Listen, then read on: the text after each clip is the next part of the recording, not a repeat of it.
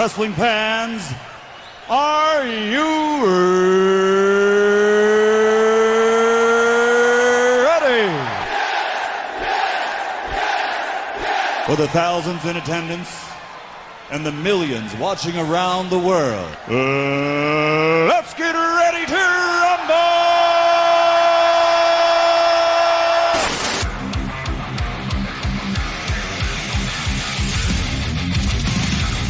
And now, please welcome at this time your hosts, Graham GSM Matthews and RJ Marceau. You're listening to the next era of wrestling radio. This is WrestleRant Radio.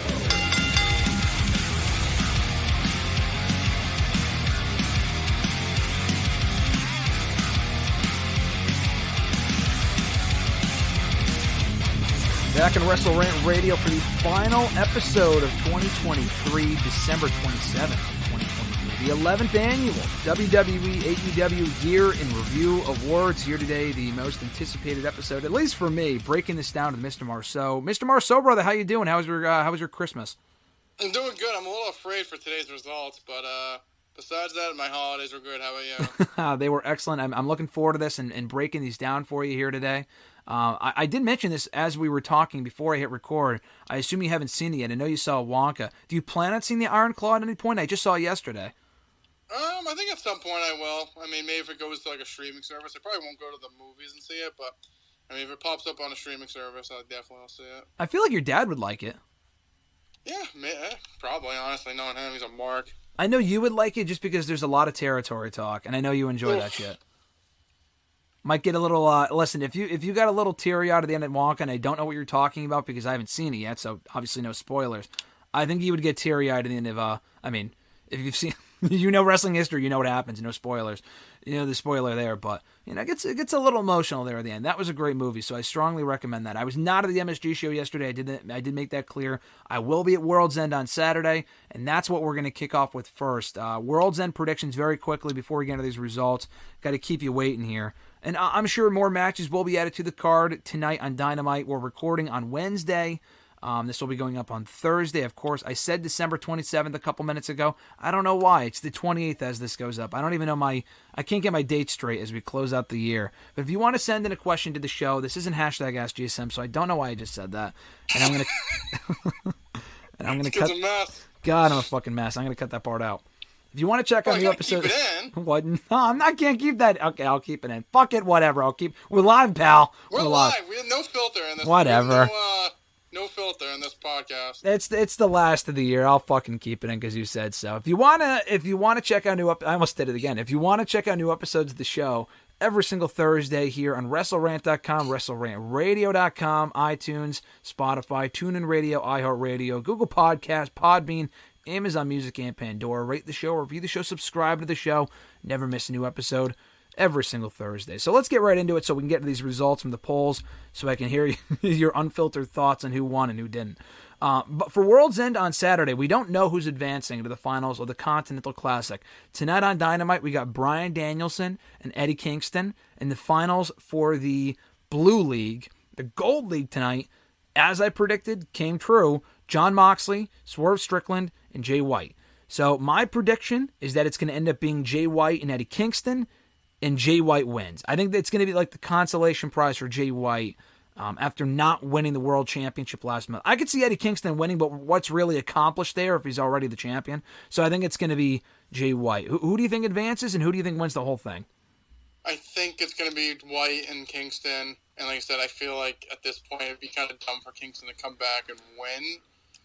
And if Jay White loses here, then I really don't know what you do with him. Yeah, I guess it's a consolation prize. I don't know if it's the greatest consolation prize, but yeah, I don't know. I just feel like Eddie winning it would kind of be just like, what was the whole point of the tournament at the end? I mean, I feel like, yeah, I'm going to go with White and Kingston as the final. White wins. I will say, I do think it's kind of dumb that both leagues came down to like a tie and they had to do another match. Like, I don't know. I feel like at least one of them should have been an outright winner. Like the fact they have a three-way and then we have this one. I don't know. I wish there was just like someone had already won leading into this. No, I think so. I think with the Gold League, I think this was always the plan, was to have the two top leaders of. Okay. Maybe. How many points does Kingston and Bryan have? I think they're not even. I think Bryan Danielson has more. I think Kingston lost 2 matches. Danielson lost 1. So I think Danielson has 12, and I think Kingston has 9, if I'm not mistaken. Yeah, because doesn't Andrade have 9, but then he lost to Kingston. So. I'm sorry. Danielson didn't lose twice, but he did have a draw, so it's like 10-9. So they're actually not even. The other one is even. They all have 9. So that is definitely. All right, I'll retract my stupidness. But you got Jay White winning the whole thing, you think? Yeah, I think White wins. Like I said, it's like a consolation for not winning. Like I said, I'm not sure exactly how much of a consolation. What's a Ring of Honor title? Strong title, and what else? The Continental Classic Championship itself is what they're calling it, I guess. Okay. Yeah, I mean, like I said, I guess. I just feel like from where he was to where he is now, it just fell so far. I mean, we'll see what happens with MJF and Joe. I feel like if MJF retains again, I just feel like it just sucks even more for White, but we'll see here. But no, I have White winning. Okay. Julia Hart defending the TBS Championship against Abaddon. Thunder Rosa just came back. Great to see her back. I feel like she's next in line for a title opportunity. Abaddon, under no circumstances, should have win anyway, but I think it's pretty clear she's not winning based on the fact Rosa is back and probably next in line. So I think it's pretty safe to say Julia Hart winning here, retaining the title. Yeah, I would say Julia wins here. She just won the belt at Full Gear, so I wouldn't take the belt off her so early. And like I said, with Thunder Rosa returning, I think that's the next plausible challenger for her. Yeah, I mean, I think she could be the one to take the championship. It's weird because you could do Julia Hart and Thunder Rosa. The Thunder Rosa, she didn't pin Julia Hart on Collision last week. She pinned Sky Blue, so you don't have to have her go after Julia Hart, but the last title she held that she never lost was the other title, literally against the woman that ended up taking the championship, Toni Storm. Toni Storm has held the title 3 times since Thunder Rosa got hurt. I don't know why you wouldn't just do that program, and maybe they will, I don't know, but Thunder Rosa should get a championship opportunity on the sooner side. So let's talk about that real quick. Timeless Toni Storm, your favorite, I know, defending the AEW Women's World Championship against Riho, another favorite of yours, I'm sure. I know this will be a good match. Toni Storm is, I know you're not a big fan of the character thing. I am. I'm loving it. But regardless, I think it's safe to say Toni Storm retains here. She also just became champion at Full Gear. This seems like an easy win for her. Yeah, I mean, Toni wins here. I guess it's just our normal year that we dust off Riho and give her a title shot, but yes. I don't think she's winning here, nor should she. So, like I said, I think it'll be a good match. I feel like you can say that with plenty of things, but putting Riho in there, I don't know. Like I said, I feel like her and Cheetah kind of get washed off, get them a title reign or a title offense, and then we move on. So, yeah, Toni wins here, and Riho will go back to doing nothing. Yeah, we probably won't see her on the show again for another 6 months. And I'm not the biggest Riho guy, but I will say this because I saw someone had tweeted last week, like, I don't understand the appeal of Riho because I guess she was the one who beat Saraya to become #1 contender. Like, acting as if Saraya is this hot commodity right now. That should be beating Riho. Like, no one, people care even less about Saraya right now. It just is what it is. I mean, listen, Riho has her fans. People go nuts for her on these shows. The AEW audience loves Riho. I'm not saying I hate her, but, because she is very good, but she's not my favorite personally. I'm just saying she is over with this audience, so I can see why they bring her back and use her, but that does not mean she should be taking the title from Toni here. Hook versus Wheeler Yuta in an FTW rules match, which is basically no DQ. They did it all in with Hook and Jack Perry. These two for the FTW Championship. Who gives a fuck about the FTW Championship? I understand that. Wheeler Yuta is already the Ring of Honor Pure Champion. He could be a dual champion. Anything's possible. Who do you see going over here? Geez, FTW Championship. Not like it really matters. I'd keep it on Hook. I mean, I feel like they've been spinning their wheels on Hook for a while now, but I'd keep it on him. Like you said, if Wheeler's already the Pure Champion, I would just keep the FTW belt on Hook. I mean, not that it really matters, but that's what I would do. Yeah, I think Hook's got to start beating some notable people. I know he beat Perry to win the belt back 4 months ago, but that was 4 months ago. I'm glad they're giving him more competition, and he is from New York, so I'm sure the crowd will be behind him, but I do think this is a win for Hook. I like Yuta, but he already has the Pure title. Again, for whatever that means either. He doesn't need this championship, so I think Hook wins in New York. For the tag team titles, the match is obviously up in the air because Kenny Omega has diverticulitis. He announced that last week. We talked about it already. He announced it 2 weeks ago, actually. They are still doing the match, apparently. Jericho and a partner versus Big Bill and Ricky Starks, as I figured they would for the AEW World Tag Team titles. Yeah, I think I said this last week.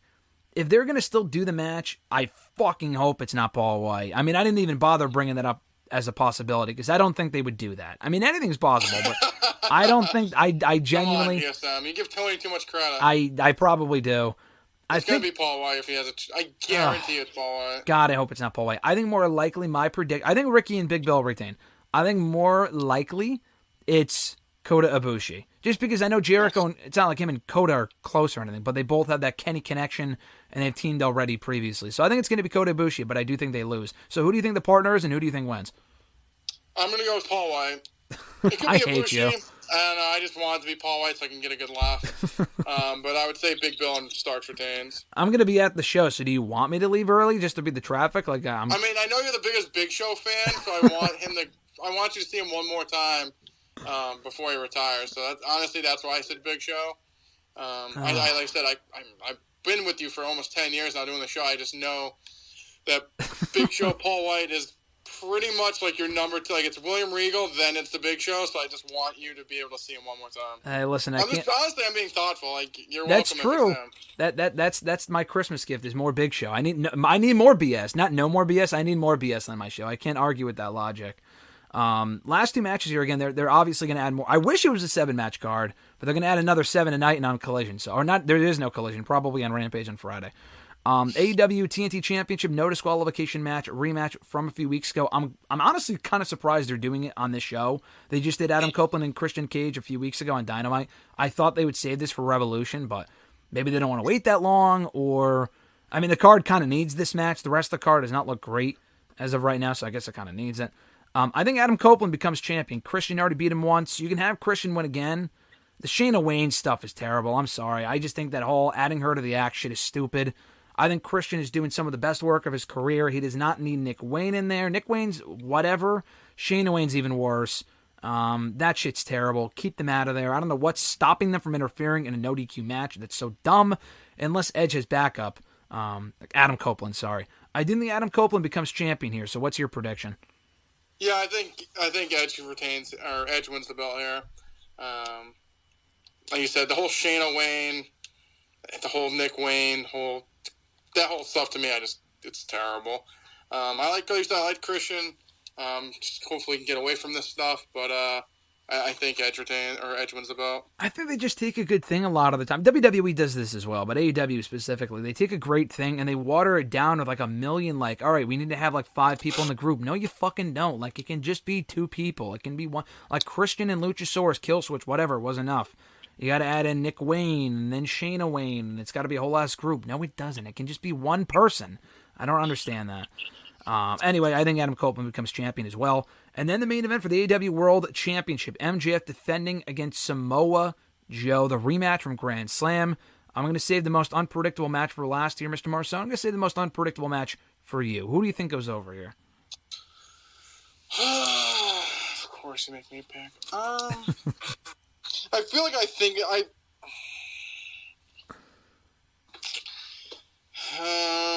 this is so tough. I just feel like, so Joe had multiple title shots when Punk was champion. He didn't win.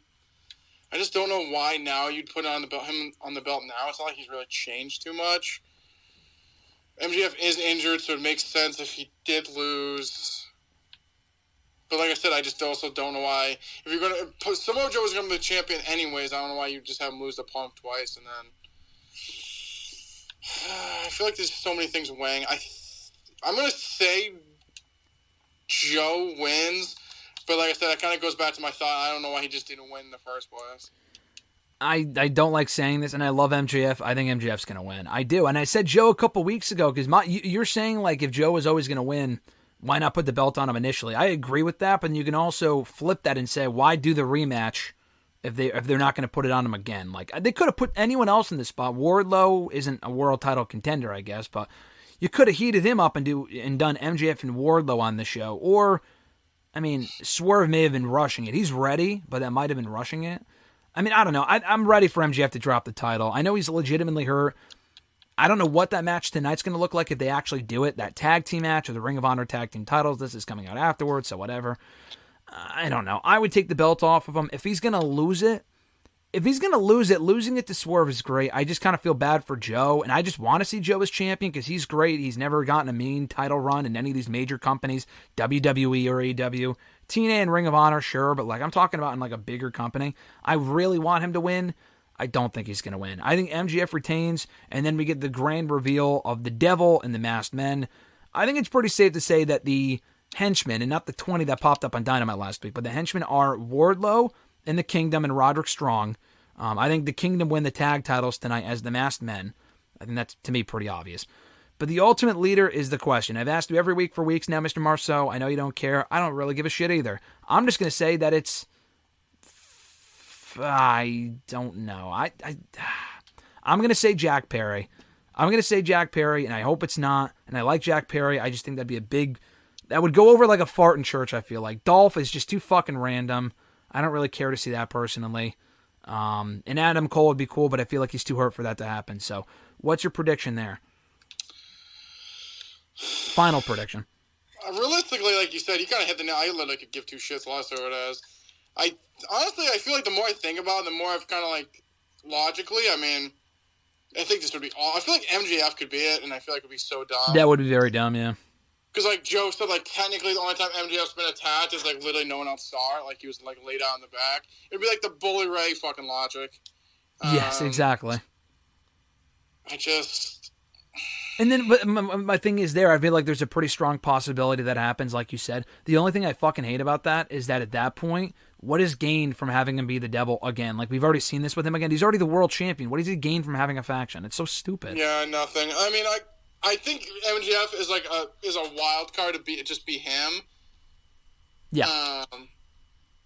Like I could see them interfering in the match and like that helping him win, and then it was like Adam Cole the whole time, but like actually helped MJF. I don't know. It could be someone like I said. I feel like whatever it is, it will help him win this match, even though I picked Joe. If that's the direction they go in, but like I said, I don't know. Like Jack, like I just feel like anyone it is, like you said, even if it's Adam Cole, I just still don't think I would really care. Nick Nemeth, no. Perry, like, not really. Like, I don't know. I just feel like the payoff is so bad that I just don't care. I'll say MJF, but I think if I'm saying anyone but him, it'd be Jack Perry. Yeah, that's probably who it's going to end up being. They planted the seeds with the glass thing a couple times. Like anyone, I mean, I guess people that watch the show are going to understand that reference. Yeah, but I guess that could also be like a red herring. Like, they could be doing that. Yeah, no, it could be. Make you think it's him. I hope it's a red herring. I don't, I'm just saying, I don't know. Of all the options, I actually would rather, if you're asking me, like, it's really the lesser of two evils. I feel like the MJF thing would be the absolute worst thing they could possibly do. I just feel like they'd be so dumb because we've seen him do, the Firm sucked, the Pinnacle didn't live up to its full potential, and then this shit would be stupid too. He was in the Firm?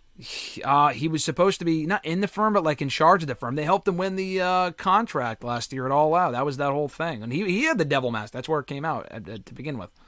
I totally forgot. And had people that went over like a fart in church and people forgot. And then he turned babyface. And then he went, like, stop. Like, just keep him babyface. Jack Perry, but whatever. MJF's rolling right now as a face. Just keep it that way. Don't fucking turn him anytime soon.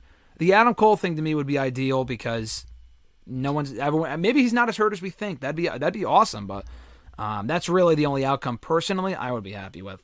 So that's out of the way, Mr. Marceau. We've been waiting for this for weeks. Polls went up about 3 weeks ago on WrestleRant.com. Appreciate everyone for voting as always. Like I said, 11th annual. And this thing has changed so much since I first started doing it. 10 years ago, I did the first one. This is the 11th annual, if you count that one, obviously. The wrestling landscape has changed so much that first year, maybe not the second year, probably the second year, I'd have to go back and look, TNA was involved. That's how far back this thing goes. Yeah. I had WWE and TNA, and then I think in 2015 I added NXT. I took TNA out and I replaced it with NXT. You took NXT out this year. Big mistake, yes, man. Yeah, okay, we'll get into that. So, I had NXT last year. There weren't really a lot of candidates last year, I think, so I just thought I'll just do a clean break and not include it this year, even though there were a lot of great matches and good stars. I don't think, I was going to have like Ilya or Carmelo in Wrestler of the Year, but I think I took them out too. I'd have to look. I'm pretty sure I took them out. So I took NXT out, and now it's just WWE and AEW. It was WWE, AEW, and NXT for like the last 3 or 4 years, dating back to 2020. I took out NXT. So before we go further, we'll talk about the entire year in the hall at the end. But your thoughts on me taking out NXT? Do you think I should include NXT maybe next year? Based off this year, I would say yes. I thought NXT finally kind of got like its mojo back a little bit. Like, I watched NXT way more this year than I had since the rebrand. Mm-hmm. Like, I liked how they incorporated some of the main roster stars, but then that kind of helped elevate some of the faces that we see all over the show now who are ready for call-up. So I think there's, depending on the categories, I feel like you could have probably sneaked a couple of men. I don't remember all of them at the top of my head, but like you said, WrestleRant, obviously Hayes or Ilya would never have won. So I get that in that aspect. But depending on the category, I feel like you could have included some of them. But no, I mean, like I said, I thought they had a solid year overall. So especially since the rebrand. Yeah, I'll be more specific too, because obviously they're included NXTs in Show of the Year, obviously. But like for the other categories, I didn't put Hayes or Ilya in the main Wrestler of the Year, but I did put Tiffany in Women. So I guess I kind of did include NXT. I just didn't brand it as that. Like, they're not in the Show of the Year. And NXT had a lot of great shows. When we went to Battleground, that ended up being a really good show. No Mercy was probably their best show of the year. But I think the problem, again, I just kind of look at the year and see how the other companies are doing. If the other companies have just as good, if not better shows, like you said, No Mercy might have been amazing. No one's going to vote for it. So usually I just take it out. So that's what ended up happening this year. This was the first year in probably 8 or 9 years I didn't have a single NXT show as like the pay-per-view of the year. And I feel bad because they did have a lot of good shows this year. But that's just kind of how it happens and how the cards fell. Because WWE did so well and AEW also had a lot of good stuff. So we'll start from the beginning here. I did cut it down to 10 categories. I think I mentioned this when I first put them up a few weeks ago. But I took out like most disappointing wrestler. Last year I had like best return. Like, those are the best ones to do. I know. Maybe next year. The thing is that if I struggle to come up with candidates for these things... ask me. I can give you plenty of candidates. I know you would. Maybe next year I'll bring that back. It depends on the year of like what's going on. Like, this was the first year in almost 10 years I didn't have a WWE Network show of the year because I get that one. They haven't really had anything this year on No, they stopped it all. No Broken Skull sessions, no 24s really. They did that one Cody doc and that was it. That would be the only nominees. So I did dwindle it down to just 10. Maybe I add more next year. I don't think I'll take any away. These are like the core 10. So, next year I'll kind of reassess and I'll hit you up beforehand and I'll ask you about it. But we will start with the 2023 Show of the Year just to kind of refresh your memory as far as what was. I'll run down the nominees for each one here. But for Show of the Year, it was Raw, Dynamite, SmackDown, Collision, NXT, Rampage, and just to add, because I do 8 nominees for all of them, so I had to add in NXT Level Up and Ring of Honor TV, even though no one's going to really vote for that stuff, but I had to include it. So, as I always ask, Mr. Marceau, what did you vote for, and what did you want to win? Or, I'm sorry, what do you think will win? I voted for, I believe, SmackDown, and Dynamite's going to win. Okay, all right. So, the Show of the Year, winning, this was a bit more evenly distributed, with 31.7% of the vote. So, it wasn't a landslide. The runner-up had 26.8%. 31.7% with the Show of the Year, Mr. Marceau. Are you ready for this? Don't hang up the phone. NXT. I'm not kidding. NXT won Show of the Year. I'm not rigging this thing. NXT won with 31.7% of the vote, and I'm not disagreeing with that either. I'll talk about it in a second. And I mean, I have my own... Kid didn't even include NXT in one Show of the Year. What the fuck's going on? NXT won Show of the Year with 31.7% of the vote. Second place, 26.8% of the vote, Raw. Monday Night Raw. That's amazing. 12.2% of the vote. I'm sorry, 17.1% of the vote, SmackDown. So, not a lot of AEW fans voting on this one. Dynamite did win 4th with 12.2. 9.8 was Collision. 2.4 to Rampage. And no votes for Level Up or Ring of Honor, which was expected. So NXT is the Show of the Year. I mean, so here, I don't vote in my own polls, obviously. I think I would have gone with SmackDown. You said you thought you would have gone with SmackDown and thought Dynamite. I didn't think Dynamite would win just because AEW has been so hit or miss this year, but AEW fans are so loyal, you can't always bet on that being the case. Dynamite getting 4th surprised me. Raw getting as high as it did surprise me because I've enjoyed Raw this year, but I don't know if a majority of the people have. Overall, we're talking here because it's had its ups and downs. NXT, I think people voted for that, and here's what I'll give it to. It's a consistently solid show that has only improved. I mean, the last 2 weeks, who cares? But, you know, that whole period from like the summer up until recently where they were putting Becky on there, and maybe not necessarily Corbin, but they were really like improving the quality of the show to get that TV deal. And it worked. And they got that TV deal with the CW. So NXT being the show of the year is quite amazing, Mr. Marceau. Yeah, I mean, like I said, I guess if you want to go with the logic, it's the most consistent show. I guess that's what you'd go with. I mean, not too many memorable things have happened on it, but like I said, I feel like realistically each week it's a consistently decent to good show each week. So like I said, if you're going on consistency, like I said, I've definitely watched it more this year than I have in the past. I think it's a solid show. Like I said, there's some good, there's some bad. But no, I think it's a solid show. I would have gone with SmackDown as well, though. I think SmackDown had a really good year overall. I think Raw also, I mean, this is the best consistently. I mean, last year it was only half of the year because Triple H took over in July. I think this is probably the best overall year Raw has had, maybe not ratings-wise. I don't know, 10 years? I mean, is that much of a stretch? I mean, that's not really saying much. We've had a lot of bad content, but 10, 12, 13 years? It's been a long time, dude, that Raw has been probably this consistently solid, if not good or great, in probably 10 to 15 years.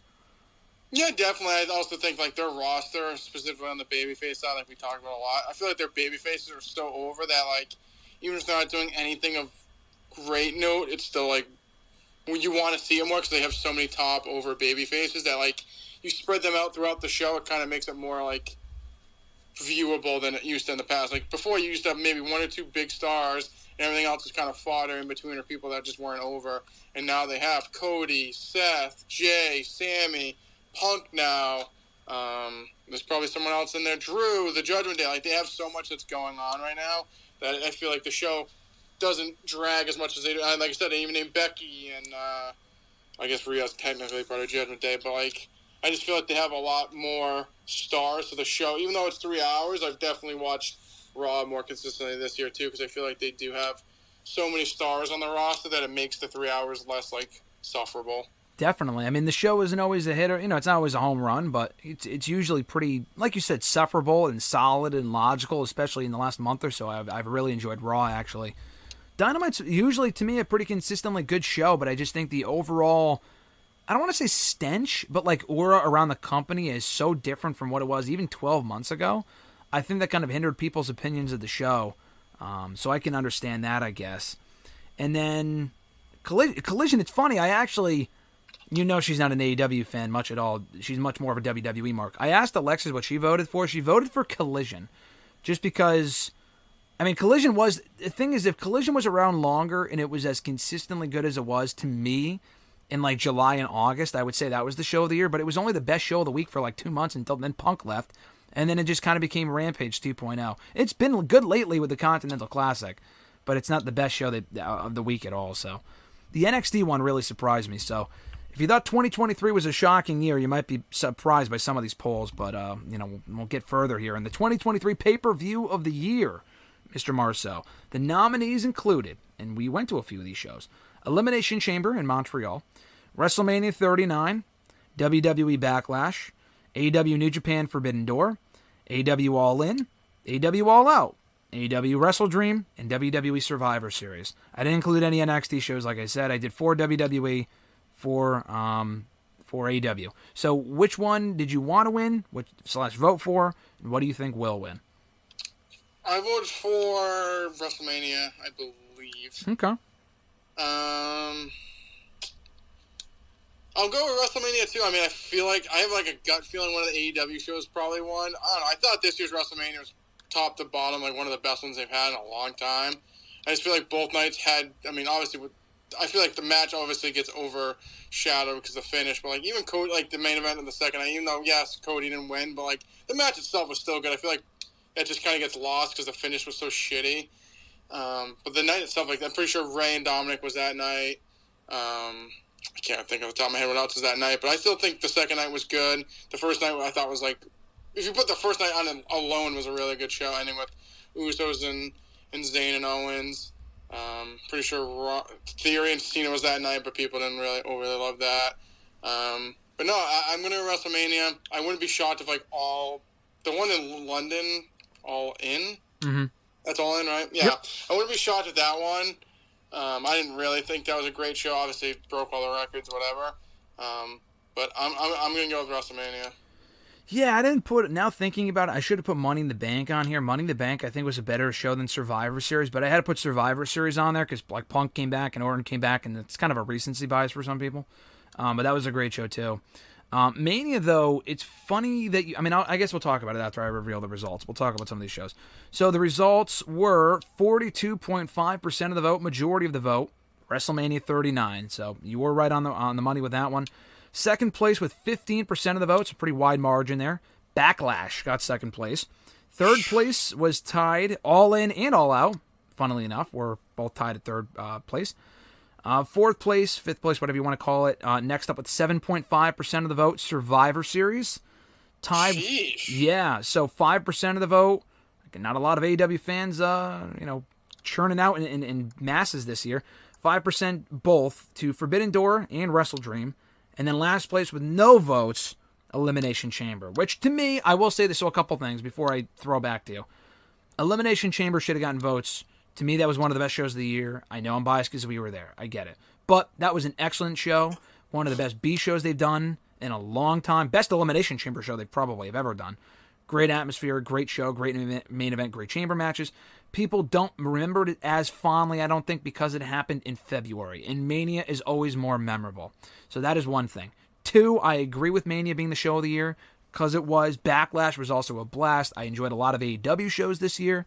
But I think with Mania, the one thing I wanted to ask you before I cut myself off, you watched back 38, I remember, and you said it wasn't like as good as I said it was or other people said it was or whatever.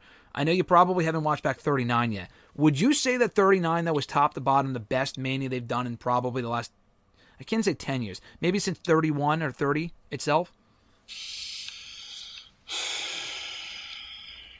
I would have to go back and, like I said, the other shows kind of like, I feel like the other shows kind of like mashed together. Like, where was 37? Oh, 37 was Tampa. Yeah, that was a good show too. I like that was one a good show too. 38 was at AT&T, right? Yes. Yeah, I would say 39 was probably the best one they've had since 31-30 time frame. I think it's the best 2-for-1 like consecutive Manias they've had since 30-31 for sure. I know people will be soured on the Roman beating Cody thing. I mean, I thought that was terrible. We've discussed that ad nauseum.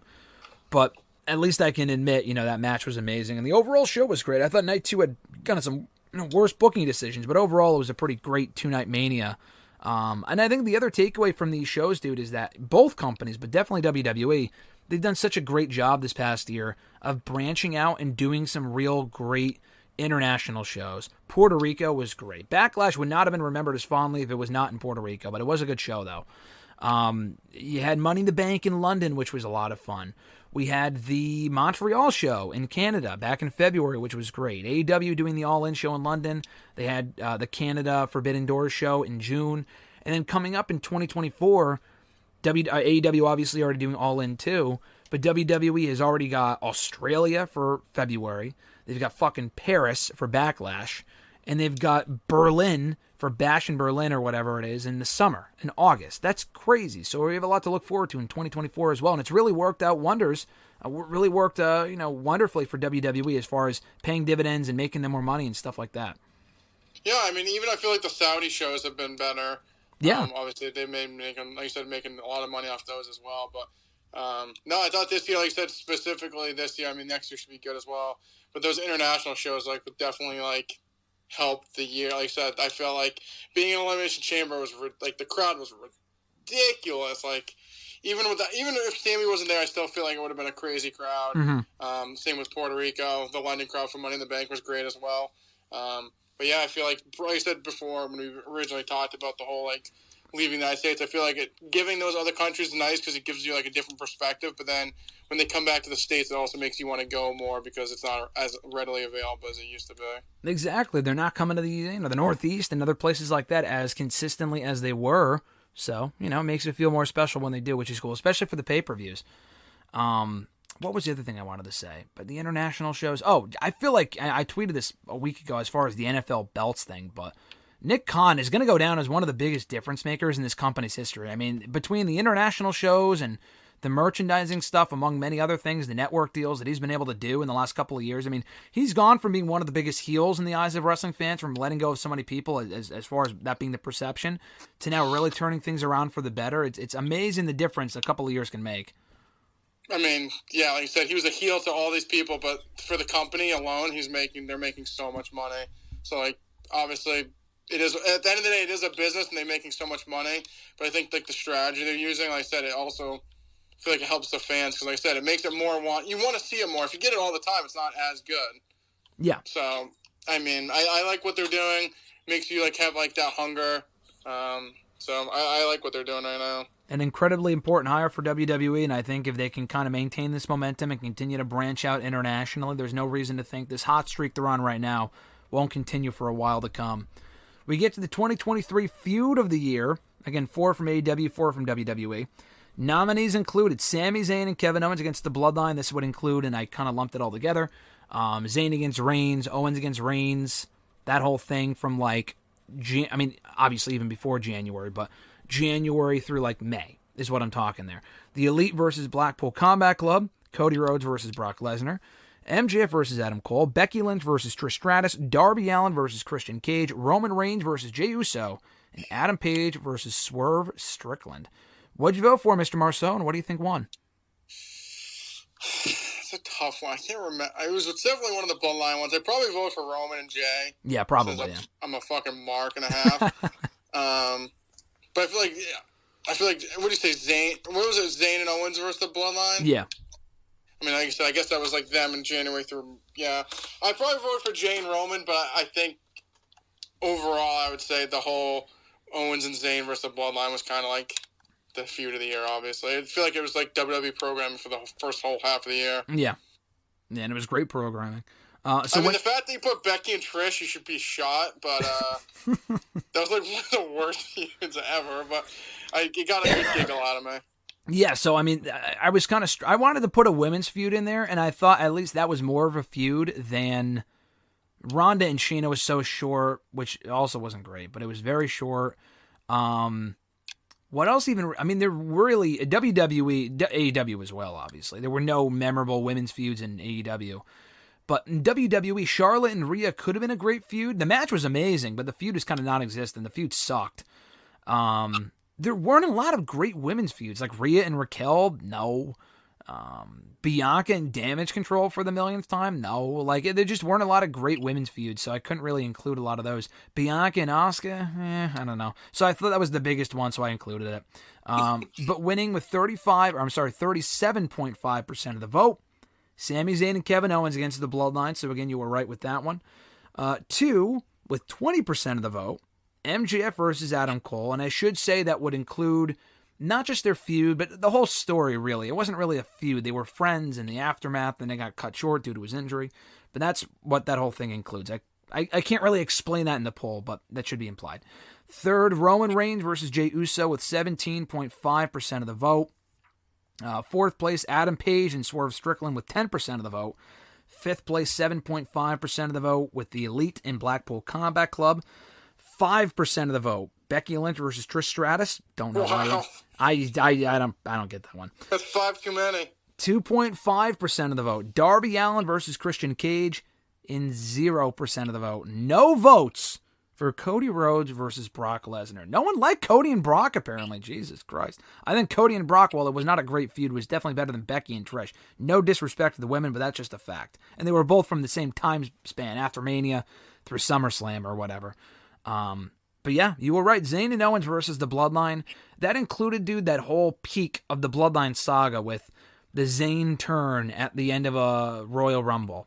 That it included the Zayn and Roman feud going into Elimination Chamber, which was amazing, and the aftermath, and Zayn and Owens reuniting, and then the title win at Mania, and then the Night of Champions match where Jimmy cost Roman the win. That whole thing was incredible. I think it gave WWE, for as good as their company's been this year, their best stretch of programming to me was with the Bloodline stuff heading into Mania, and a little bit coming out of Mania going into the summer. So I'm glad that won. Easily. I mean, the whole Zayn Owens saga, like I said, leading into WrestleMania, and then even after with the Usos basically leaving. I mean, now Jimmy's back, which makes no fucking sense, but like them leaving was huge.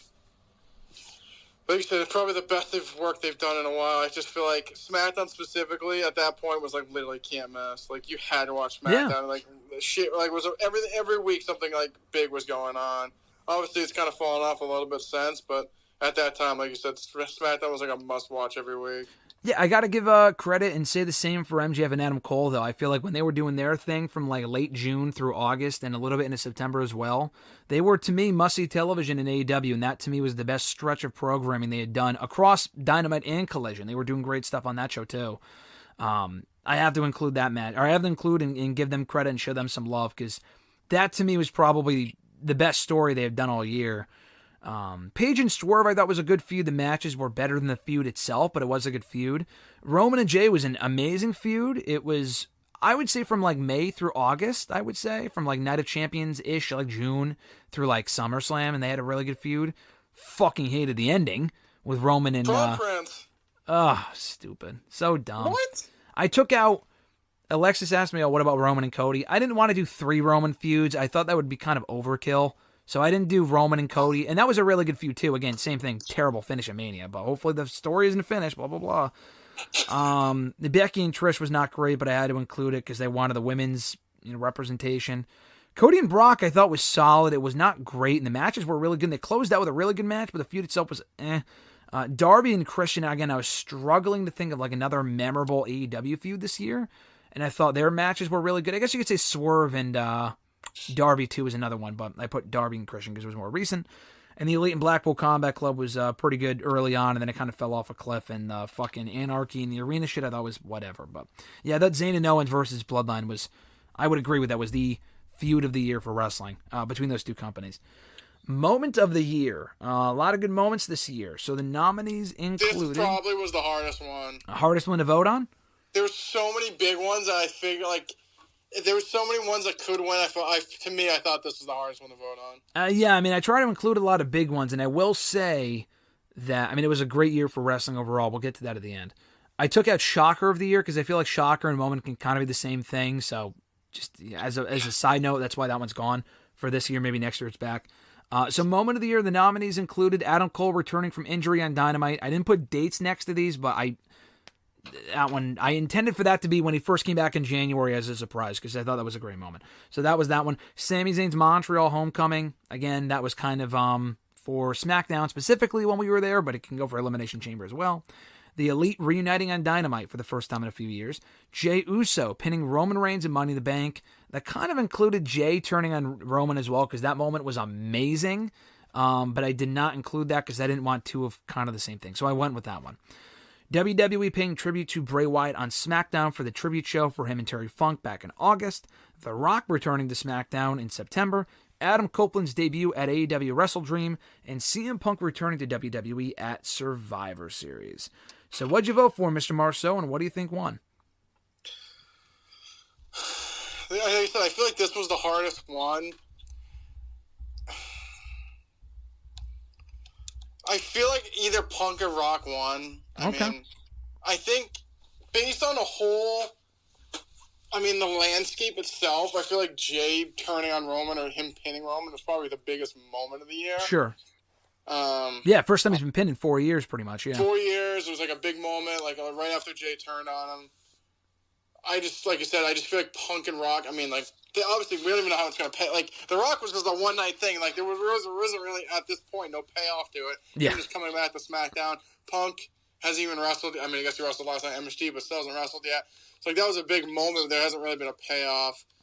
I think it's one of those two, but if I actually go with actual, moment that, it was, Jey turning on Roman and pinning Roman was probably... to me, I think was the biggest moment of the year. Okay, that's what you voted? I assume that's what you voted for. I think that's what I voted for, too, yeah. Because I feel like Punk and Rock, like I said, I think I went between them, but I feel like I think those were probably the two we were going to win, so I didn't vote for it, because I just feel like it was either of those two. You think the Jey Uso one won? No, I don't. I think either Rock or Punk won. Okay. Well, number one, with 53.7% of the vote, again, vast majority, or not, yeah, it's well over half, CM Punk returning to WWE. Again, massive moment I'll get to in a second, but that also just happened a month ago, so it's still fresh in a lot of people's minds. That was number one, and I would have voted for that too because you know my mark. 2, 14.6% of the vote.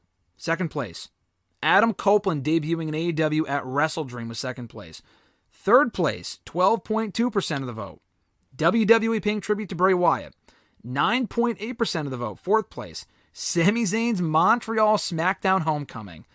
Tied for fifth, Jey Uso pinning Roman and The Rock returning to SmackDown. So the two moments that you just talked about are fifth at 4.9% of the vote. And no votes went to the Elite reuniting, and no votes for Adam Cole. Poor Adam Cole. No votes for them. So that was what won. CM Punk returning to WWE. And the stuff that you mentioned was a lot lower than I thought it would be. Any reaction to that? Yeah, I mean, like I said, I feel like, based on I feel like I totally forgot about the Bray Wyatt one. I mean, I knew that one would be pretty high, too, like it should have been. That's tough, too, because the guy passed away. I mean, that's really difficult. That was you know what I mean? It's like a tough one to, like, not vote against. I probably should have not have included that one, but yeah, still. I mean, I'm surprised how the Adam Cope one was. I mean, I get it. Like, I just feel like it was not. I mean, that one was like highly rumored that he was going to come. So I feel like that one wasn't as like. I mean, I get it. So like I said, it's like a debut, so I get that. I'm honestly shocked The Rock was. Like I said, maybe just because, like I said, it was just a one night thing. There wasn't really any kind of payoff to it yet. So I mean, to that one, I kind of understand. Jay beating Roman. I mean, he literally beat someone that hasn't lost in 4 fucking years. I'm surprised that wasn't a little bit higher. No, that should have been higher. But no, I mean, rip Adam Cole. Poor guy. Yeah, that was a great moment. But again, it happened in January, so it is what it is. I get it. The Punk one I would still go with as the moment of the year because, again, the Jey Uso thing was, to me, probably second. The Adam Copeland return was great. People kind of expected it, but it was debut at WrestleDream was a pretty surreal moment because no one ever expected him to actually leave WWE, and then he did.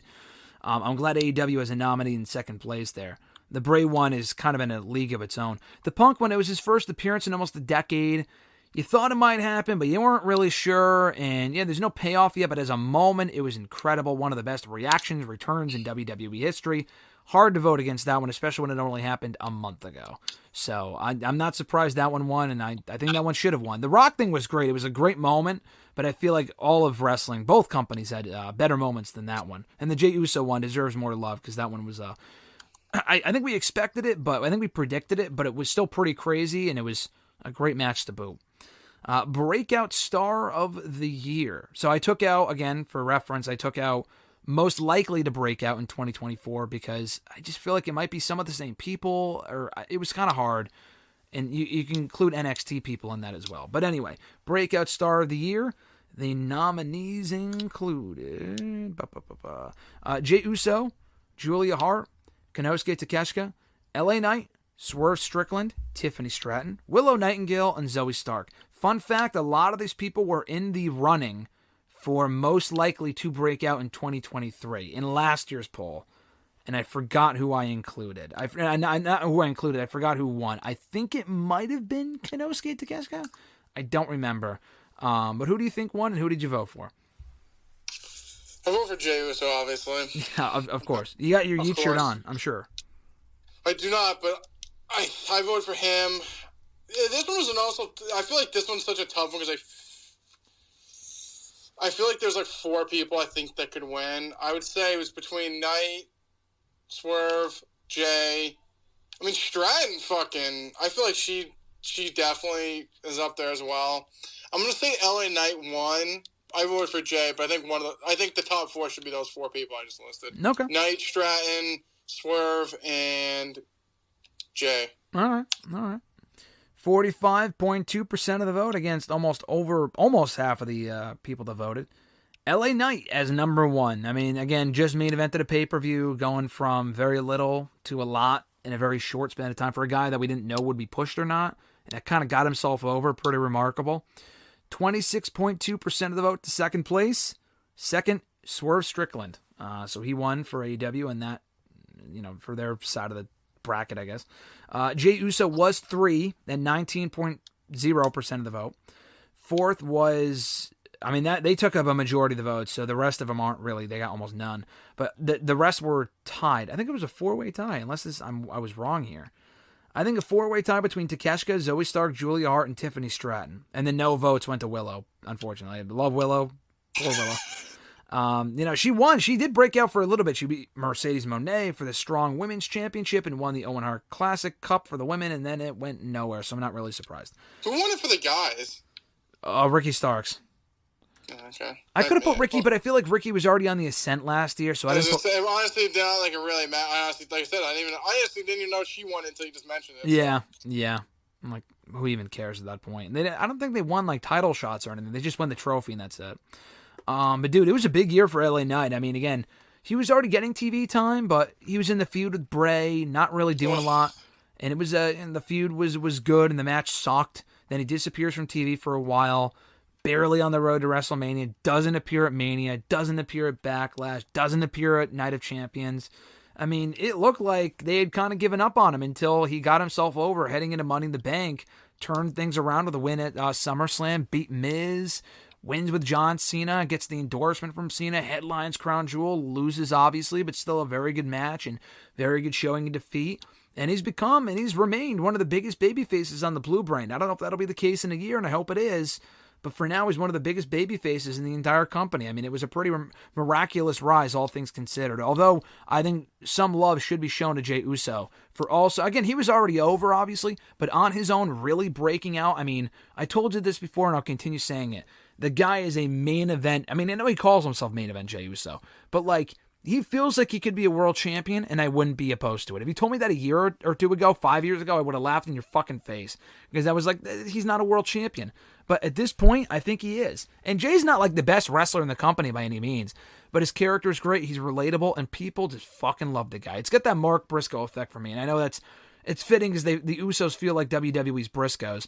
But yeah, I mean, Jimmy is no Jay Briscoe. Let me put it that way right now. Jay's far better than Jimmy Uso. Jimmy Uso ain't bad, but Jay is really broken out, and it's been great to see. And Swerve has obviously had an amazing year, too. No, yeah, like I said, I think LA Knight, just the magnitude, like I said, he went from the whole Max Dupree thing, that awful, I watched it the other day, that terrible match at Royal Rumble with Bray Wyatt. Oh my God, it was so bad. Not being on the show for the majority of the year, and then finally getting his run, and like you said, being one of the biggest babyface in the company, so that definitely makes sense. Same with Swerve. Last he was kind of doing like the whole like Swerve in Our Glory thing.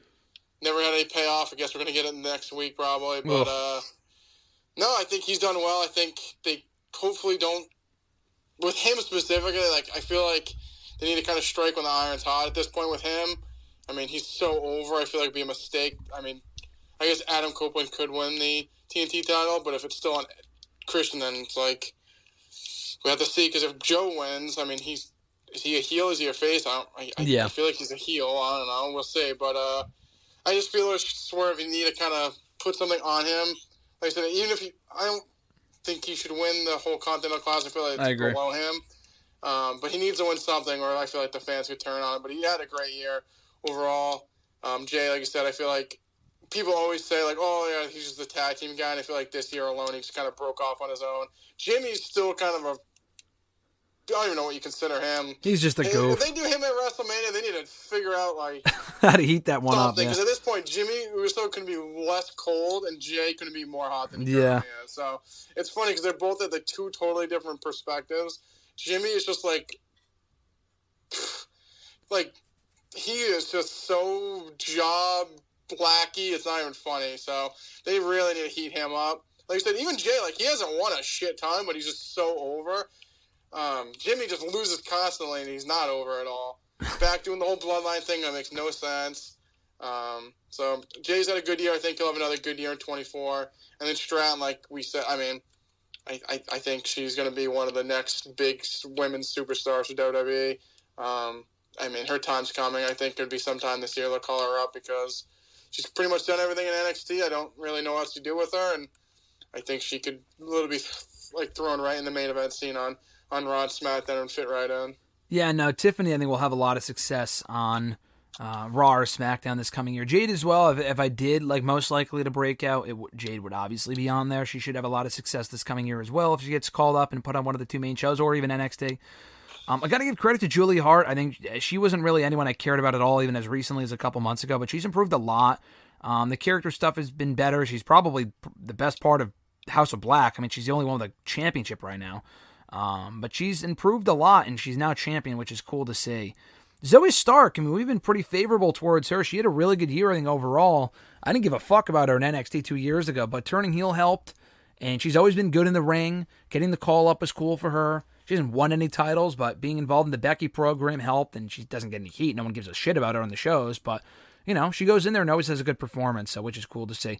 Yeah, I like what you said with Zoe. I think her biggest problem is she just isn't over. No, I think she's great, and I think, working with Trish was good, beating Becky, getting, those reps was good, but she's kind of, unfortunately, stuck in Raw's group of women who just aren't over. It's like her, Tegan, Natalya, Xia Li, insert other person. I feel like it's pretty much the whole Raw women's division besides Becky at this point, and Rhea. They're just all women that no one could give any care to, unfortunately. No, not at all. They really need to do a better job in the new year of getting people to care about some of these women. Tegan Knox thing was in that poll last year I put up. What a joke that was. I mean, she's gotten better, and she's been on, not better, but she's always been good. She's gotten on TV a bit more lately, which is nice, but they need to really kind of take it to the next level with her for people to really care. Willow, I think, is great. Again, got to do more with her. Takeshita, I think, would have been higher had they really followed up on his push. He turned on Omega, great heat with Callis, and then it went fucking nowhere. Beat Omega, went nowhere. He's done nothing since then. That was almost 4 months ago. Inexcusable. I think that's bullshit. But he is great as well. We get into the women's match of the year for 2023. I'm not going to lie, and it's not their fault, but slim pickings from AEW on this one. Just because, and it's not the women's fault, but they don't put them in a position to really have great matches or great programs. So it was kind of hard to pick. So I actually included a Ring of Honor match, which was actually great. And so I think I have 2 AEW matches and 1 Ring of Honor, and then 5 women's from WWE. So just a heads up. So the nominees included Charlotte Flair versus Rhea Ripley for the SmackDown Women's Championship at WrestleMania 39. Bianca Belair versus Asuka, also from WrestleMania 39. Didn't include the Women's Chamber match, but that was also a really good match, just a heads up. Bianca Belair versus Io Sky from Backlash. Becky Lynch versus Trish Stratus from Payback, excellent match. Athena versus Willow Nightingale from Ring of Honor, Death Before Dishonor for the Ring of Honor Women's World Championship. Becky Lynch versus Tiffany Stratton for the NXT Women's Championship Extreme Rules from NXT No Mercy. Chris Statlander versus Julia Hart from Wrestle Dream for the TBS Championship, and the Women's War Games match from last month at Survivor Series. So hearing those nominees, Mr. Marceau, what'd you vote for, and what do you think won? I voted for Charlotte and Rhea. I think it probably won by a landslide. I like Stratton and Becky. I think Rhea and Charlotte was, to me, I think hands down the best match of the year for the women, easily. I like the Lyra and Becky. It wasn't the greatest match ever, but the one in NXT when Lyra won the honorable mention. Yeah, great really match. Good match, finish and stuff like that. But I think Charlotte and Rhea won by a landslide. You are not wrong. They did win by a landslide. 60% of the vote going to Charlotte and Rhea. WrestleMania 39, a match that could have easily headlined that show and did not, for the right reason. They had a better closing to the show, but this was amazing. Rhea finally winning. Any other outcome would not have made sense. The match was as great as it should have been a couple of years ago. And they've always worked well together, but this was easily their best match together. The right outcome. Some tears from WrestleMania 36. Seriously, I was fucking stupid, and they finally righted that wrong, which was great. Amazing match. I thought it was exact. The feud again was non-existent, but they went in there and had an awesome match. Loved it. Second place, actually tied for second place. This doesn't make much sense. Well, one of them does. Tied for second place is Athena and Willow, and I was really happy that got as high as it did because that was an excellent match. I don't know not many people watch Ring of Honor, obviously, nowadays. Or even saw that match, but they did have an amazing match. I'm glad that got second place, along with, this is a recency bias one, Women's War Games. Stop. I enjoyed the match, but that was not second place material. Sorry, it's not. No. That match was, honestly, probably one of my least favorite matches of the year. Yeah, I thought the women had just so much trash and garbage in it. Like I said, that must be a recency bias, but I don't know. I think it was probably one of the weaker War Games matches they've had in a while. I enjoyed the match. I thought it was really good, but definitely of these ones that I listed, it was the weakest. So that's second place, I guess. Tied for, just the solid third, Becky and Tiffany from No Mercy. They had a great main event on that show. Forgot to mention they main evented. I guess I must have forgot to put Ronda and Shayna on there. That barn burner from SummerSlam must have slipped my mind. Maybe next year. I love that match. I was in the bathroom the entire time, so... I just love every hold they put on. Yeah. MMA rules, yeah. MMA rules. I mean, I can't honestly, if you put it on there, I wouldn't be able to vote for it because, like I said, I was in the bathroom majority of the time. I walked out, heard Shayna's music, laughed, and went back to grab some more cookies. I didn't mind the match, but no one gave a shit. No one cared. That match was a disaster, unfortunately. Bianca and Io from Backlash getting 4th place with 5% of the vote. 5th place with 2.5% of the vote, Chris Statlander and Julia Hart from Wrestle Dream. And then no votes. This is bullshit. Bianca and Asuka from Mania 39 and Becky and Trish, which was an outstanding match. That getting no votes just really bothers me. I mean, the fact that Women's War Games got 2nd place and Becky and Trish, which only happened 3-4 months ago inside the steel cage, which was an excellent match, getting no votes is complete and utter bullshit. People do not like Trish Stratus, I guess, because that makes no sense. I think it was just more of the feud itself as a whole. Yeah, maybe. that's probably it. The match was great, though. Yeah, I thought the match at Payback was really good. Yeah, I don't know. But Charlotte and Rhea is a deserving number 1. That was an excellent match. Now we go from the women to the men for the men's match of the year. So this was the only category this year, and the only category ever, actually. I did 12 different nominees. That was how great this year has been for matches. So that's how many nominees I included. I think I did 6 from WWE, 6 from AEW, and that's what we came out to. So here were the nominees. Roman Reigns and Sami Zayn from Elimination Chamber. MJF and Bryan Danielson, Iron Man match for the AEW World Championship from Revolution. The Usos, Kevin Owens and Sami Zayn tag team titles at WrestleMania 39 Night 1. Night 2, Gunther, Sheamus, and McIntyre Intercontinental Championship, WrestleMania 39. Bad Bunny versus Damian Priest, the San Juan Street Fight from Backlash. The IWGP US Championship match, the rematch from Wrestle Kingdom, which I did not include because that wasn't an AEW match technically. Kenny Omega and Will Ospreay here, number 2 from Forbidden Door.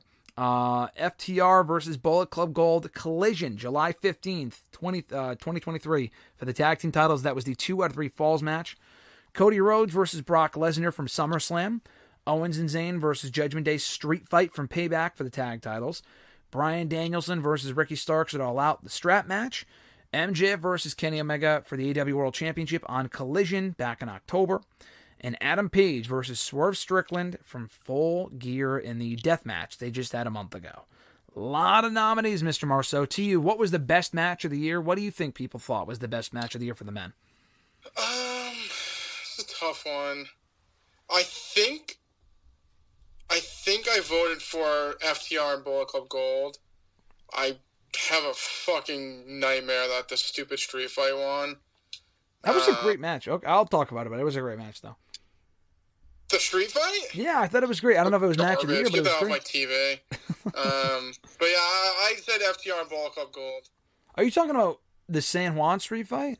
No, I'm talking about the stupid one with Swerve and fucking... Oh, that was a death match. Okay, yeah.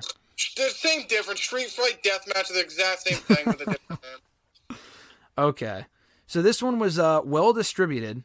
3 matches did not get any votes. MJF and Kenny Omega got no votes, which is a bummer because I was there for that one. Great match. No votes. Bryan Danielson and Ricky Starks got another amazing match. Just not an important match, so probably that's why I got no votes. And also, again, people fucking hate Cody Rhodes this year. Cody Rhodes versus Brock Lesnar, no votes from SummerSlam.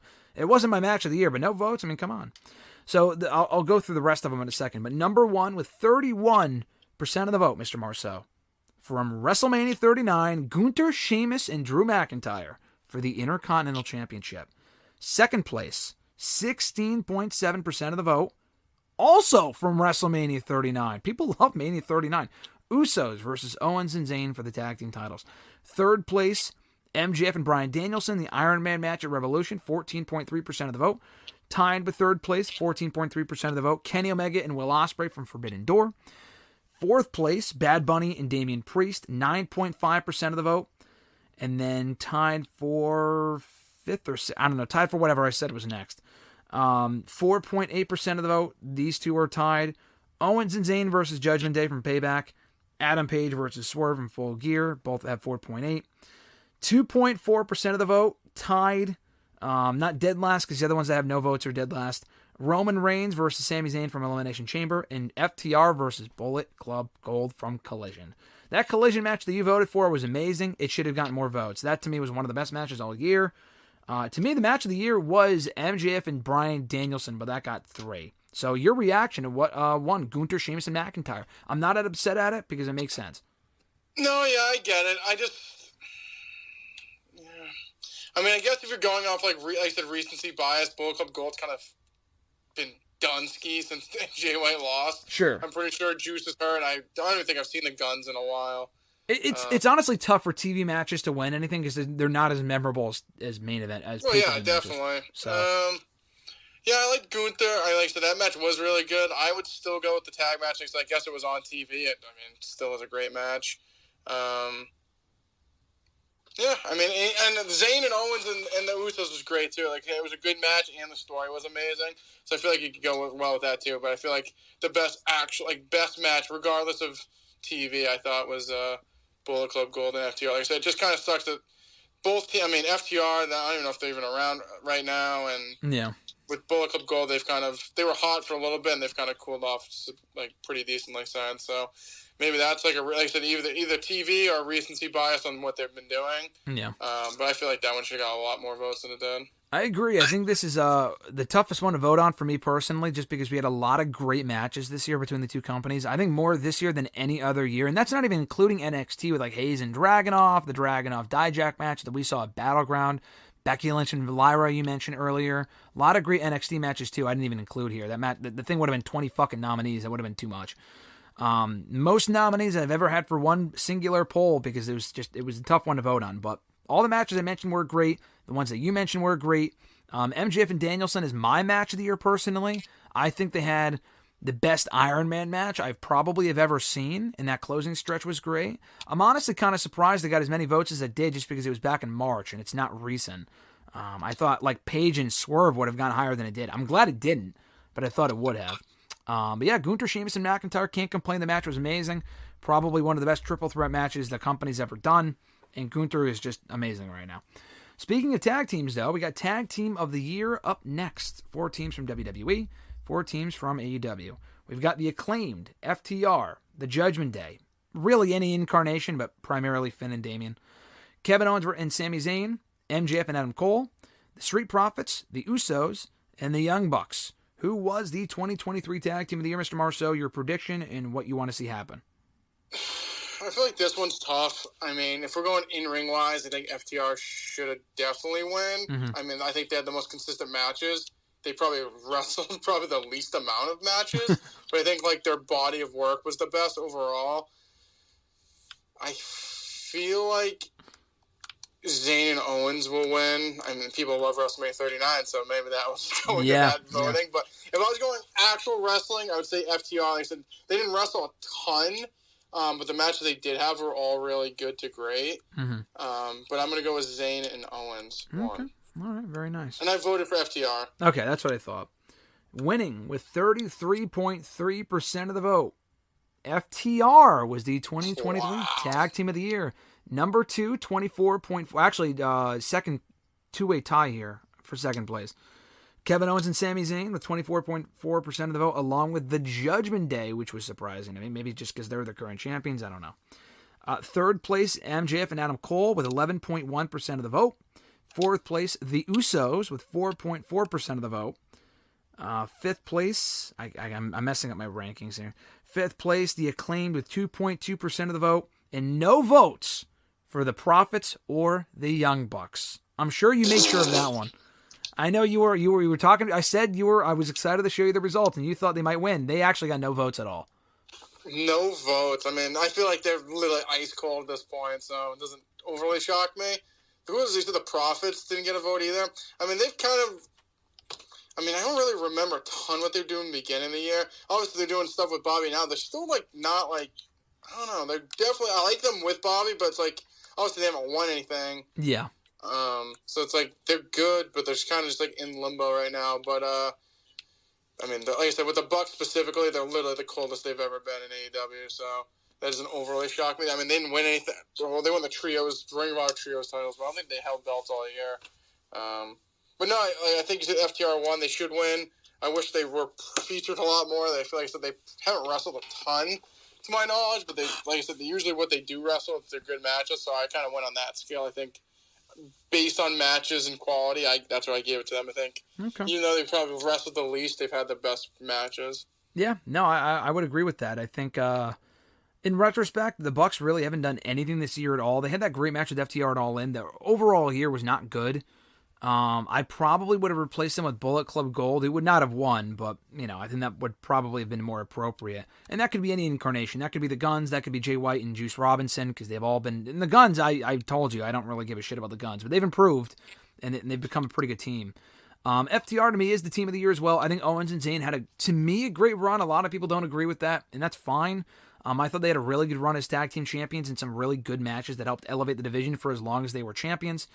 Cody and Jay were not champions long enough for me to include them, so that's why they're not on here. But FTR, they won the belts. They were gone for months. They left in January, took time off until like April. They were gone for a few months, but they really got cooking as tag team champions in like the summer. Like you said, they didn't have a ton of matches, but the matches they did have with the Bucks, the 2 matches with Bullet Club Gold, and MJF and Adam Cole were 3 of the best matches all year. Some of the best matches all year you'll find anywhere. And they were champions up until I think October, maybe November. I don't remember. I think they were champions up until Wrestle Dreams. I don't know. They were champions up until a certain point. I think in October. They were champions for a while. And they should have never lost them because Ricky Starks and Big Bill have done nothing as champions. But I would agree with you and the rest of the people that voted that they are the tag team of the year. Female wrestler of the year, as we wind down here with our final 2 categories. Nominees included. And I also did... I think I did 5 WWE and 4... I should have put more NXT women on here. I think I did 5 WWE and 4 AEW, or 3 AEW, because there just weren't a lot. But anyway, nominees included Becky Lynch, Bianca Belair, Hikaru Shida, Io Sky, Jamie Hayter, Chris Statlander, Rhea Ripley, and Toni Storm. Okay, so I did do 4 and 4. My dad. I did do 4 and 4 between the 2 companies. Who'd you vote for, and who do you think won? I voted for Rhea Ripley, and I think she should have won by a lot. She was champion for almost the entire year, so that would make sense. And she had great matches, so I would say Rhea Ripley. All right. So winning with 57.8% of the vote, Hikaru Shida. No, I'm just kidding. It was Rhea Ripley, undisputed number 1 there, easy number 1. She had an amazing year. Can't really say much more than that. Io Sky, second place, 15.6% of the vote. Becky Lynch, who did not have a great year until recently, came in 3rd place, 13.3% of the vote. 4th place, Toni Storm, 8.9% of the vote. 5th place, Jamie Hayter, 4.4% of the vote, even though she's been inactive since May. And then no votes for Shida, Statlander, or Bianca, which ain't fair to Bianca. Bianca had a very good year. That makes no sense to me. She should have gotten more votes than Jamie Hayter, in my opinion. But Rhea Ripley undisputedly destroyed the division this year, and it's not even close. I mean, she's one of the biggest stars in the WWE, specifically even on Raw. Yeah, male or female, yeah. She had a ton of good matches. I mean, she was champion majority of the year. She runs Raw still. I think she'll hold the champion for a couple more months leading into 2024. I mean, I think for her, it wasn't even a question for me for this one. And won the Women's Rumble from number 1 as well. Correct. Yeah, not even close. Male Wrestler of the Year is tough, though. And this is what it all comes down to. The nominees included Bryan Danielson, Christian Cage, Cody Rhodes, Gunther, MJF, Roman Reigns, Seth Rollins, and Will Ospreay. And I will say this was the only category out of all 10 I did this year where everyone got a vote. Everyone I mentioned earlier, every other category, there were several nominees, if not just one, that got no votes. This was one where everyone got at least 1 vote, if not more. So just a heads up on that. But who do you think won? Who was your 2023 Wrestler of the Year, Mr. Marceau? And who do you think people voted as the 2023 Wrestler of the Year? Okay, this was another tough one. I voted for Gunther.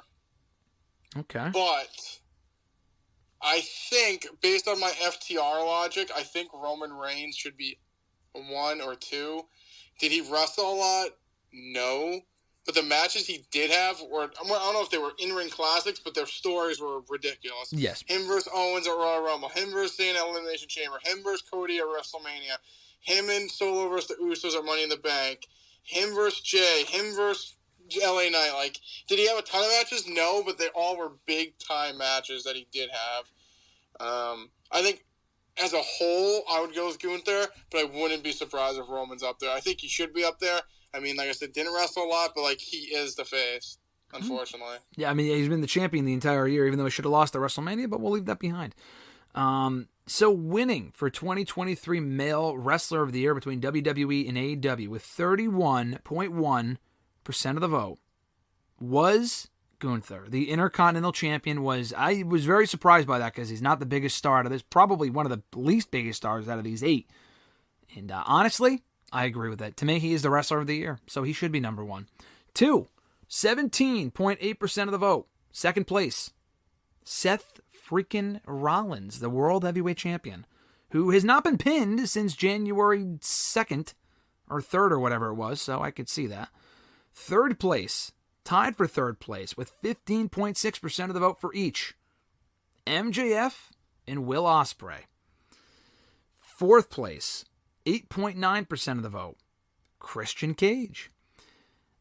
Fifth place, I don't know. Whatever it is, Roman Reigns with 6.7. Way too low. 6.7% of the vote. Even though that's just the effect that people are mad that he doesn't wrestle that often. Like I said, his matches, are they 5-star classics? No, but they're literally must-see. I think him being below, I mean, like I said, top 3 you can fight. I mean, Rollins second, I'm a little surprised with too. But, I mean, Roman definitely should be top 3, if not 2. I mean, behind Christian Cage, that's fucking ridiculous. Christian did have a great year, though. He's not Roman Reigns. Like, thing is, at the end of the day, Roman Reigns is the guy. Like, he's the one on the marquee. Like, okay. I don't know. Like I said, did he have an amazing year? No, but it was like the years that Brock would be considered the wrestler of the year. Like, he did as much as he did. Yeah, I mean, I agree with you. I mean, with Roman, he had great matches, but he only wrestled... I agree with you. He's not the Wrestler of the Year for me, but what I would say is that I think the Bloodline passing its peak really hurt Roman Reigns at this point. I think him beating Cody Rhodes, I agree with you. What he's done since Mania has been great, but I think people are really hung up on the fact that he should have lost at WrestleMania and the Bloodline peaked at that point. And then what we've gotten since then, especially since SummerSlam, has been largely non-existent. There's been no progression in the storyline at all. I agree. I mean, I think looking back at it now, like, especially if Cody wins this year, it's like at that point you should have just done it. Because then he could have just lost it. Like, he could have put Jay over even more than he is now. Like, imagine if Jay actually beat him at SummerSlam with no belt on the line. He actually beat Roman. Like, he beat Roman, like, after Cody beat Roman. Like, say Roman went on, like, whatever, the dissension, then he lost to Cody, and then Jay beat him. Like, that would make Jay even more over than he currently is. Like, yes, he's super over. He did pin him in a tag match, but if he wasn't champion right now, that it would have been a big deal. And then this year, you could have done Roman and Chase mode, and Cody's the champion. Yeah, no, I agree. And they missed the ball on that completely. Dude, they're in the 6th inning. Relax. You're being generous. I think it's like the top of the 5th. Max, maybe 4th. It's tough to say, but I just did go back while you were talking just to check. Roman Reigns and Sami Zayn were tied last year for Wrestler of the Year, and Roman Reigns was also voted the Wrestler of the Year, male wrestler, in our voting process, or our awards, 2 years ago. 3 years ago was the last time he did not win, and he came in 3rd that year to Drew McIntyre. Drew McIntyre won. So he didn't even come close. I think it is the Bloodline thing where I think people are just sick of the Bloodline shit, and I think if he beats Cody again or whoever at Mania, I think it's going to get even worse. And honestly, at that point, I don't really blame him. This year, I kind of blame fans because I think he did have a very good year overall with, again, more big-time fight feel matches against a variety of opponents. LA Knight's match was also really good. I think the story just peaking at Mania was what really bothered people. But you can't take anything away from these other people. The Rollins character isn't great, but Rollins had a pretty good fucking year. I mean, he was world champion since May. He's had some really good matches, holding it down on the Raw roster. MJF had an amazing year as well, champion almost all year. We'll see what happens on Saturday. But he kind of carried the company in 2024. I would probably put him at number 2. Will Ospreay wasn't signed to AEW, but the matches that he did have were fucking phenomenal. Cage had a great year. Probably not as good as Roman, but Christian did have a very good year. And Cody and even Bryan Danielson. Cody was very well protected, and I think him losing at Mania hurt. Not a lot of Cody fans voting in the polls this year. But they did have a very good year as well. I think it was definitely a toss-up as far as who you can call the best. I think you can make an argument for, honestly, most of these, if not every single one of these people, to be completely honest with you. Yeah, no, I feel like this year, honestly, from what we've done so far, like, I feel like this year was less outrageous than last year. Last year, I was on the floor halfway through. I feel like this seems kind of more like, I feel like it lined up more with how I felt. We got some more logical votes. We're still way too low. But like I said, I feel like you could put MJF second. Like I said, Rollins has had good matches. It's been good this year. The character to me that's my Roman Reigns bloodline thing. The character for me just kills him. Like, I just think of other people before because I can't stand the laughing and the stupid lingerie shirt and the ugh. No, I agree with that. So there you go. That's why Rollins to me shouldn't be second because that's my Roman Reigns bias. I love Seth Rollins. That's the worst part. I love Seth Rollins. I just can't stand the character at this point. Yeah. He's got to ditch that shit. And every time we thought he might ditch it with Logan Paul or with the Judgment Day or with Drew, he continues to go back to it. It's like, dude, stop. He'll get serious when he needs to, but like, why not be serious all the time? I don't know. The lingerie shit is just the fucking always laughing and this crap and that crap. Rollins is outstanding, but they need to move past that part of the character that he's been doing for like 2 or 3 years now. It's gotten to the point where it's way too ridiculous. That being said, though, an amazing year for wrestling, specifically WWE and AEW. I did go back and check real quickly. Of the 10 categories that we did have, and none of them were negative. None of them were like most disappointing. AEW only won one of them, that being FTR Tag Team of the Year. I think AEW had a pretty good year, dude, but I think this was easily their weakest year overall. The Punk controversy was embarrassing. They sold out Wembley, and that was an outstanding achievement. But that, I'm not saying it's an anomaly, but like their attendance is down.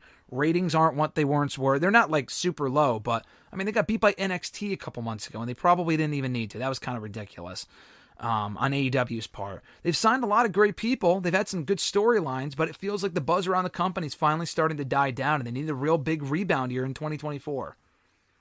Yeah, I mean, I feel like this was definitely the weakest year, like you said. I think it's kind of to the point with them specifically. It's like, I don't know how they get bigger than they currently are. I feel like Punk was like the biggest star they could possibly get, and that, I mean, did it help? Yeah, did it help like a lot? Not really. And I feel like the company itself is just based off just good matches. Yeah, if you want to go by just good matches, yeah, you can watch every week. They'll have good matches every week.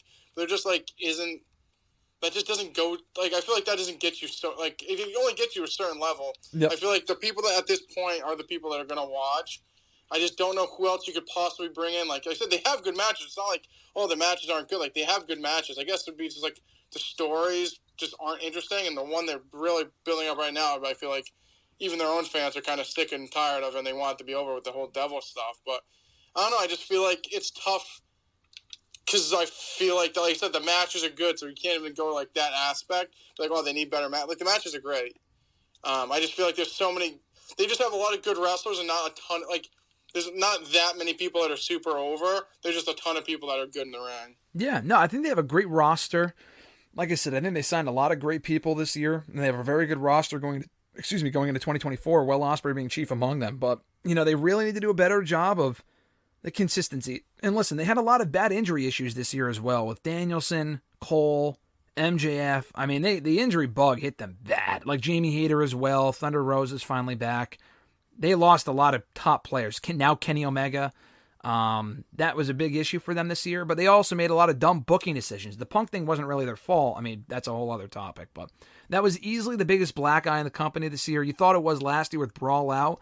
It was just as bad this year with him coming back, getting his own show, fumbling that whole shit, not solving it when they had the chance, and then having to fire him on the weekend of a Chicago pay-per-view, only for him to go back to WWE 2 months later and become one of the biggest stars in the entire company. And that could also fall apart in 2024. We don't know.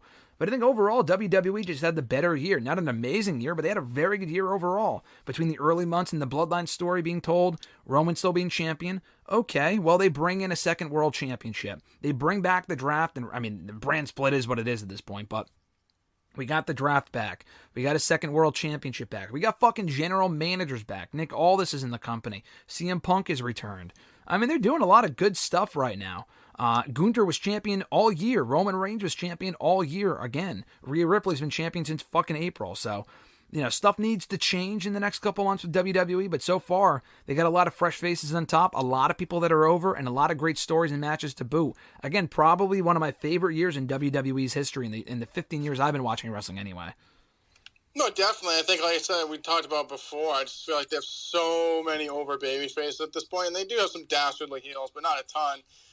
But like I said, especially for Raw, I just feel like the show's just more palatable just because they have so many stars. And I feel like they also like Rhea kind of had like her final like, big breakout year. Bianca's been good. Becky's still in the picture. Same with Charlotte. Bayley's done good work with Damage Control. Io, just to name a few women. Yeah.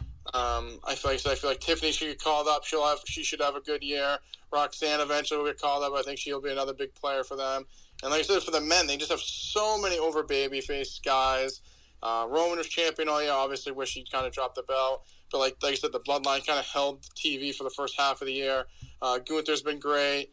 I mean, the U.S. title's kind of been a mess. But now we have Logan Paul, so we'll see how that goes. Mm-hmm. But no, I mean, I think one thing they need to if they're going to commit to tag team wrestling, commit all the way. Don't go like this half bullshit they've been doing with the men and the women. Like, if you're going to have tag teams, like, push real tag teams. Don't just do, like Priest, and they're not a real tag team at the end of the day. Like, yeah. I don't know. I just feel like if you're going to go in on the tag team division, go all the way in. Like, with this feud with, like, Alpha Academy and the Viking Raiders, like, is there going to be an actual payoff, or are they just going to lose to fucking Priest in Judgment Day and then just go back? So, I think that's one thing I want them to enhance in next year, specifically with the men. The women, take that belt and throw them in the garbage. At this point, I just don't care about the women's tag team. There's just no teams. It's just, and the women are over anyways. Like, you're putting people that aren't over to begin with in a tag team, and then if they ever get over, it's like a star with some random person that just doesn't get over. So if it was me, scrap that belt, bring in like a mid-card women's belt to go defend on both shows. At least maybe those other women get over or something. Because the tag team belts, I mean, they do nothing for the women. I mean, the men are kind of like props at this point too, but at least they had some good matches in 2023 that kind of propped them up. Lately, they've been more props, but... Yeah, I mean, they made event in Mania too, so... No, I know. At that time, they actually meant a lot. Yeah. But like now, it's just kind of... They need to refurbish those and take the women's belt and toss them in the trash. Yeah, the fact it's taken them this long to do that and they haven't even done it yet is pretty remarkable. I know Triple H is pretty adamant about making it work, but it just doesn't work. Pull a 24/7 title, throw them in the trash. Bring in a new mid-card belt for the women. I know Ring of Honor just did that. AEW has a lot of women's titles at this point, and they have a lot of women, so it is what it is, but WWE does as well. So I'd rather them do that, because they're not even defending them in NXT at this point, so what's even the point? At least they got rid of the NXT women's tag team titles. I applaud that. I mean, that was long overdue. That shit was pointless a long time ago. But the women's tag titles on the main roster should be next. The women's division, I would like to see improve in the new year. What you said about tag teams, I want to see that with the women. They have a lot of great women, dude. A lot of great women. But, like, the Bianca Damage Control shit, gotta fucking end. Like, they lost Charlotte, but you also just signed Jade. You might be signing Julia. Sasha could be on her way back. Those are 3 big pickups for them in 2024 that they could build around on both shows. Rhea's a fucking star, but beyond her, the well runs dry. They have Becky Lynch. She's established, but beyond her, Nia Jax being back, okay, she plays her role well. But Shayna, not over. Zoe, not over. Tegan, Indy, Candice, Zaya, not over. Raquel, not over. A lot of great women. They need to get them over. That should be another big priority for them in 2024. Nikki Cross, I mean, the list goes on and on. SmackDown, kind of the same thing. Zelina. Yeah, I feel like SmackDown, I feel like Damage Control is over. Like I said, also Bianca. Obviously, Charlotte's out now, too. But at least there's multiple women. I feel like you could say Raw is literally just Rhea and Becky and all these other women that just aren't over. I agree with that. I think on SmackDown, they need to do a better job of creating more stories beyond the Damage Control stuff. The Damage Control stuff has improved a lot. We were shitting on them and writing them off and preparing their coffins a year ago, even earlier this year, because the group sucked. They've really turned it around, though, and where they're going with Bayley and Io, I like a lot. But, like, Shotzi, Michin, Vega, Bianca. But Vega's over, though. I'll give them that. At least Vega's over. No, I know that. Michin and the other one come and Shotzi come out, you can hear a fucking pin drop. At least Zelina's over. No, she is over. I'm not saying she's not over. I'm saying that it's Damage Control and then the baby faces, and that's it. Like, they need to do what they did with Judgment Day, blow that shit off, which they attempted to do at Survivor Series, and it didn't work with the women. But with Judgment Day lost against all those baby faces, and then they all moved in different directions. They all did different stuff. Cody's feuding with Nakamura. Jey Uso's doing something else. Owens and Zayn doing other shit. Like, why can't you do that with the women on SmackDown? They're still doing the same fucking matches. There's no one else over, that's why. And they need to work on that. That's my point. So Bring in Sasha. I have her don't do. really know how you get there. I feel like with the women, it's a little bit tougher. I feel like you're over or you're not. I mean, it takes a little fluff and buff, I guess. Like I said, because Damage Control specifically, like, they were trash this year. They lost at WrestleMania. They kind of just were, like, floating there. And then eventually I feel like they got over. Once Io won the Money in the Bank and won the belt, I feel like it kind of helped it because the story kind of changed with them. Yeah. Before, they were just kind of a team of losers. Then finally Io won, and then we've kind of got, like, a little bit more movement on that. But yeah. I just feel like with the women specifically, it's hard. I feel like for women, I don't know if it's just the way the fans are. I just feel like they need to win, like, something to get popularity, if that's the right word. Like, yeah. I feel like they're not over until they, like, I can't think of a woman that just, like, randomly got over. Like I said, maybe Zelina, but she also just had a huge match in Puerto Rico. That was more of a Puerto Rico thing. Like, at the States, they weren't fucking going crazy for her. She's like, got Liv good Morgan reaction won the to belt, this. and everyone fucking loved Liv Morgan. Yeah. I mean, I know, yeah, I get it. I think Liv should be back soon too, and I feel like that'll help.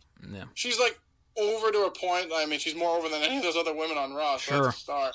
But yeah, like I said, I think this year they definitely have to work on that because Raw specifically, it's just a Becky, Rhea, and a bunch of women who just aren't over. Yeah, they have the exact opposite with the men's division on top. They have an embarrassment of riches with the depth of the division on Raw and SmackDown. The only thing they need to work on with the men, get that fucking belt off of Roman. We need to move on here. Like, I don't want to see him break this record, that record. He ain't breaking Bruno's record, so we need to move on. We have people that are ready for a run that it's hurting them. LA Knight should be champion this coming. And we'll talk about predictions next week, your favorite question. We'll save that for next week, and I already talked about it on hashtag earlier today. That'll be up soon. But you know, I want to see maybe Sammy as a champion in the new year. Drew, I've made the case, could be a world champion. I don't know if he will beat Seth, probably not.